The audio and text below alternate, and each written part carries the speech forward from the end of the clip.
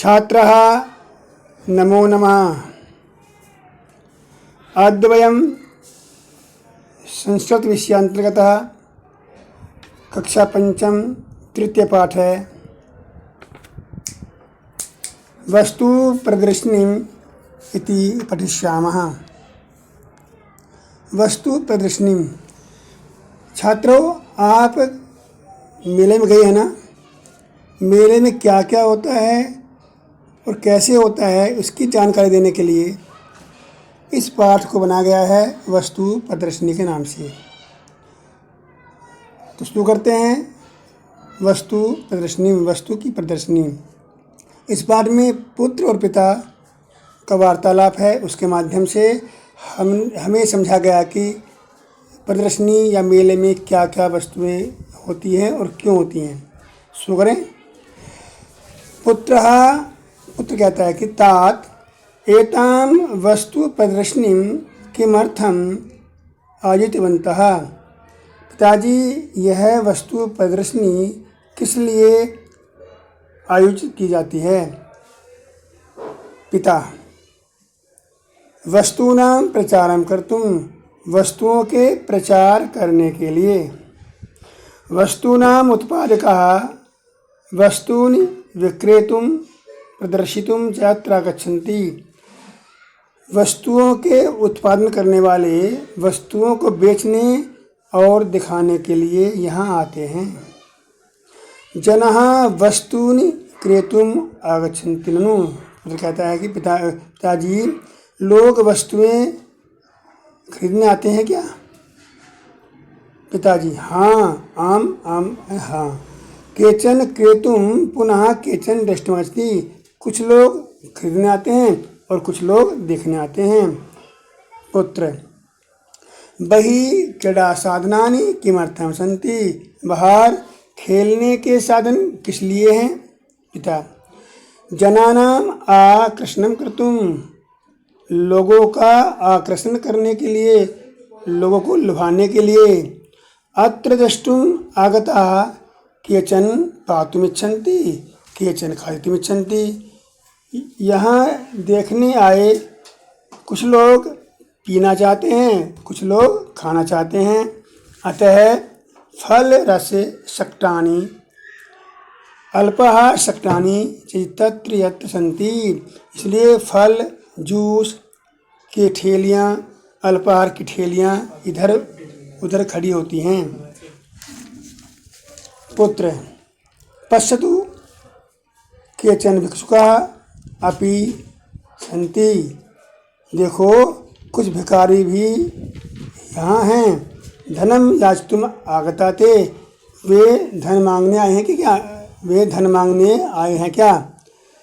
पिता, आम, हाँ, ये दातुम इच्छन्ति ते छन्ति। जो देना चाहते हैं वो देते हैं। पुत्र, तात पश्यतु। पिताजी, देखो, चोर्यं कृत्वा धावति। चोर चोरी करके भाग रहा है। तं ग्रहीतुम् आरक्षकाः अपि तस्य पृष्ठतः धावन्ति। उसको पकड़ने के लिए सिपाही भी उसके पीछे दौड़ रहे हैं।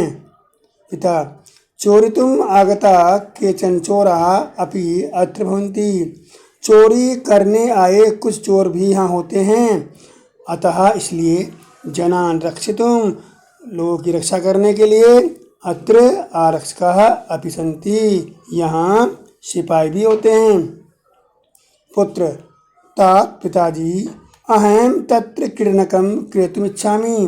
पिताजी, मैं उसे खिलौने को खरीदना चाहता हूँ। पिता, मास्तु, नहीं। तस्य मूल्यं बहुधिकम्, उसका मूल्य बहुत ज़्यादा है। विलम्बः भवति, देर हो रही है। गृहं गच्छामि, चलो घर चलते हैं।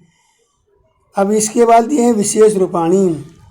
इसमें पाठ में एक प्रत्यय प्रयोग हुआ है जिसका नाम है तुमुन। क्या नाम है? तुमुन प्रत्यय। तुमुन माने के लिए के अर्थ में प्रयोग होता है।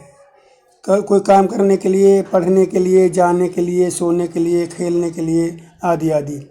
जैसे गच्छति माने जाता है, गंतुम जाने के लिए, करोति करता है, कर्तुम करने के लिए, ददाति देता है, दातुम देने के लिए, अस्ति भवति होता है, भवितुम होने के लिए, पृच्छति पूछता है, प्रष्टुम पूछने के लिए, गृह्णाति ग्रहण करता है, गृहीतुम ग्रहण करने के लिए, उपविशति बैठता है, उपवेष्टुम बैठने के लिए, उत्तिष्ठति खड़ा होता है, उत्थातुम खड़ा होने के लिए, आनयति लाता है, आनेतुम लाने के लिए, आह्वति बुलाता है, आव्यतुम बुलाने के लिए, पिबति पीता है, पातुम पीने के लिए, मिलतिम मिलता है, मेलितुम मिलने के लिए। इसके पश्चात ये कक्षा कार्य है, शब्दार्थ और प्रश्नोत्तर। इसे आप अपनी पुस्तक में लिख लेंगे, कॉपी भी लिख लेंगे।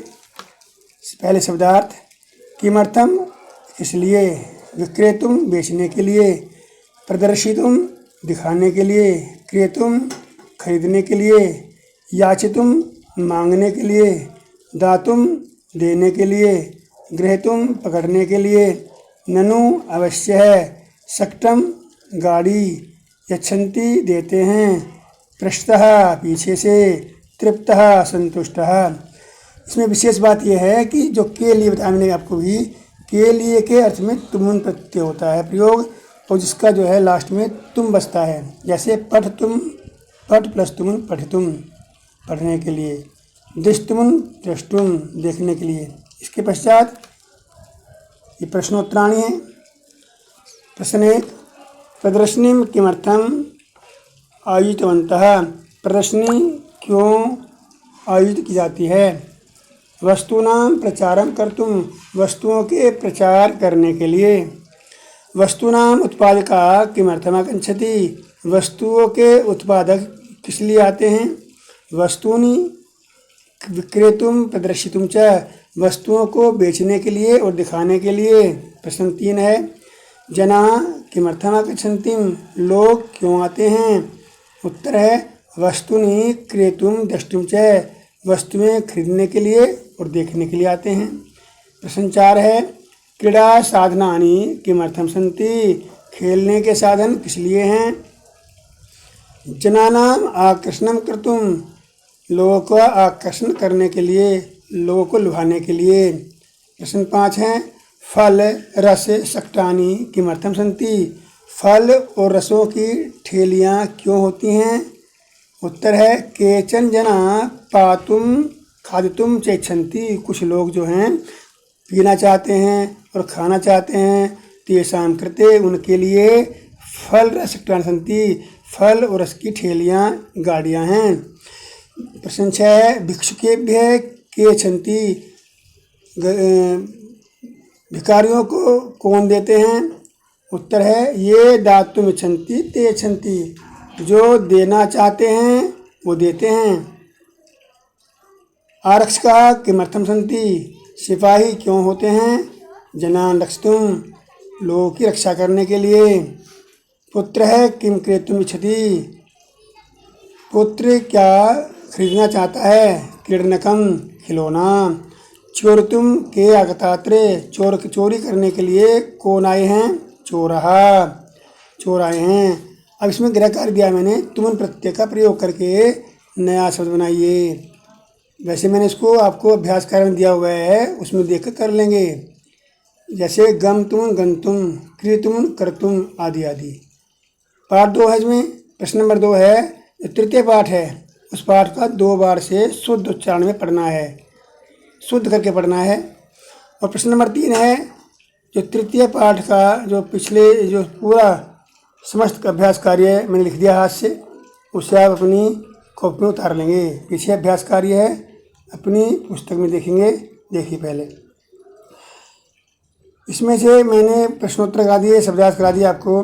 प्रश्न नंबर 2 है, कोष्टके विद्यमानस्य क्रियापदस्य उचितं पदम और उदाहरणं वाक्यानुसारं लिखतु। कोष्टक में दिए हुए शब्दों में जो क्रियापद हैं उनमें तुमन प्रत्यय लगाना है। जैसे राघवः क्रीडितुं क्रीडांगणं गच्छति, तो उसमें क्रीडितुं है कि किसका, क्रीडति का। नंबर 1 है, आनेति आनेतुम, लिखति लेखितुम, पश्यति द्रष्टुम, गच्छति गंतुम, शृणोति श्रोतुम, पीबति पातुम। प्रश्न नंबर 3 है, उदाहरण के वाक्य के अनुसार नीचे दिए हुए वाक्य को बदलो। हम एक वाक्य को दो तरह से कह सकते हैं। कैसे कह सकते हैं? माता देवालयम गत्वा पूजां करोति, माता मंदिर जाकर पूजा करती है। हम इस वाक्य को ऐसे कह सकते हैं कि माता पूजां कर्तुम देवालय गच्छति, माता पूजा करने के लिए मंदिर जाती हैं। ऐसे ही प्रश्न एक है, गीता सखी गृहं गत्वा पत्रिका आनती, गीता सहेली के घर जाकर के पत्रिका लाती है। इसको हम कैसे कर सकते हैं? गीता पत्रिकाम आनेतुम सखी गृहं गच्छति, गीता पत्रिका लाने के लिए सहेली घर जाती है। इस प्रकार से सब करने हैं आपको। नेक्स्ट पेज पर आपके हैं जो मैंने आपको गृह कार्य दिया है। प्रश्न नंबर 4, गमतुम गंतुम, ये सब लिखा हुआ आपके सामने लिख दिया मैंने, आप पढ़ लेंगे इसको। प्रश्न नंबर 5 है वर्ण संयोजन, यानी एक शब्द को खोल करके उसके स्वर व्यंजन का ध्यान करते हुए उसे खोलना है, यानी उसको पहले इसको जो होता है वर्ण संयोजन मिलाना होता है और वर्ण विग्रह होता है उसे खोलना। तो प्रश्न नंबर 4 में वर्ण संयोजन है और प्रश्न नंबर 6 में वर्ण विग्रह है। इसे आप कर लेंगे। धन्यवाद।